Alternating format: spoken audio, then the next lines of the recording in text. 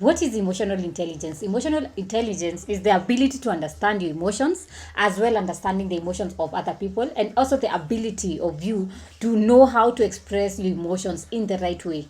And the ability to express your emotions in the right way is very good when it comes to interpersonal relations. And when you're talking about interpersonal relationship, we are talking about how you deal with people, how you relate with other people, how you relate with your colleagues, your friends, family. This is very when it comes to emotional intelligence, it is very key in terms of interpersonal relationship. And today we're going to be talking about how to develop emotional intelligence. How do you really develop emotional intelligence so that you can relate with people around you? Hello guys, welcome to Finstock Biztalk. This is a channel we talk about businesses. We give you tips and insights on how to run, start and manage your business. We also talk about life key life issues, and today we're going to be talking about how to develop emotional intelligence. And one of the ways you can actually develop emotional intelligence, number one, is you identify the emotion.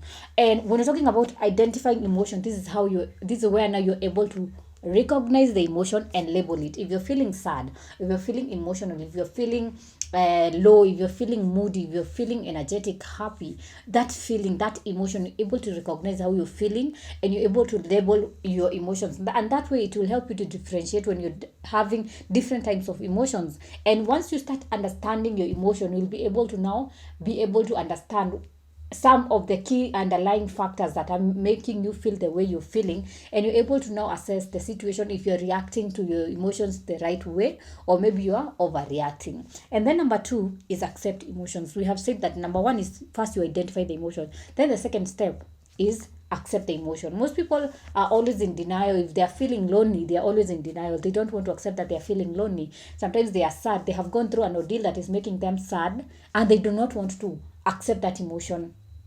And you cannot treat something, or cannot overcome a situation if you are really not accepted the situation. Let's say you had lost someone who is really close to you or special to you, and you're feeling lonely, you're feeling sad. You have to really accept that emotion so that you can be able to move from that emotion, or you can be able to overcome the situation or the feeling that you're feeling. So we have said that the second step is to accept the emotion. Then number three is empathize with others. When we're talking about empathy, we are talking about putting yourselves in the shoes of others. And that, when once you start putting yourself in the shoes of other people, you're able to understand the emotions. You're able to think how to think and relate with them. You're able to understand why are they feeling in a certain way, and how do I really help them when they are feeling a particular way. And when you're able to empathize with people, you're able to even come up with solution and help them. And if, let's say, you're feeling your friend or your a person close to you is going through something, maybe a heartbreak, once you're able to empathize with them, you're able to fit in their shoes, and you're able to help them or advise them accordingly, because you have now started developing this emotional intelligence, where you're able to identify the emotions, you're able to label the emotions, and you're able to help them overcome the emotion or the situation they are going through. And then number four, then another step of developing emotional intelligence is practice practice active listening. And most people, they're always they think they are listening, but really they are not listening. There's a difference between hearing and active listening. When we're talking about active listening, this is the part now where you're able to now listen to the other person in keen, that is by observing their mood, observe their tone, observe their nonverbal cues, observe all the verbal cues, and from that you're able to understand the emotions they are having, and you're able to advise them accordingly. And when you're talking about practicing active emotions, is through those non-verbal and verbal cues that you're able to understand how what a person is going through, and you're able to even ask them follow-up questions so that you can understand them better. And once you start understanding them better, you're able even to help them.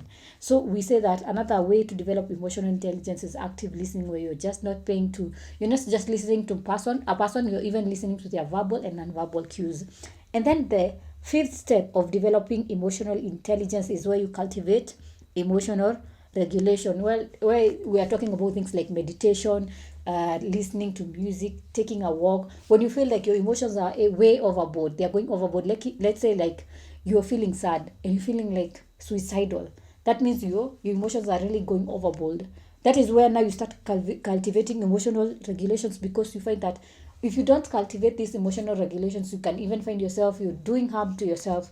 And it is good, like if you're feeling sad, take your time to meditate, take your time to listen to maybe cool music. If you're feeling agitated, take time to listen to cool music, talk to a friend, tell them how you feel, and this way you'll be able to regulate your emotions, and so that they do not go overboard and you end up hurting yourself or maybe hurting the people who are around you. So we have said how to develop emotional intelligence involves 5 steps. Number 1 is identify the emotion, accept the emotion, empathize with others, practice active listening, and then cultivate emotional regulations. Those are the 5 steps. I hope you have learned a thing or two. If you have learned something, leave in the comment section and I'll be sure to read it out.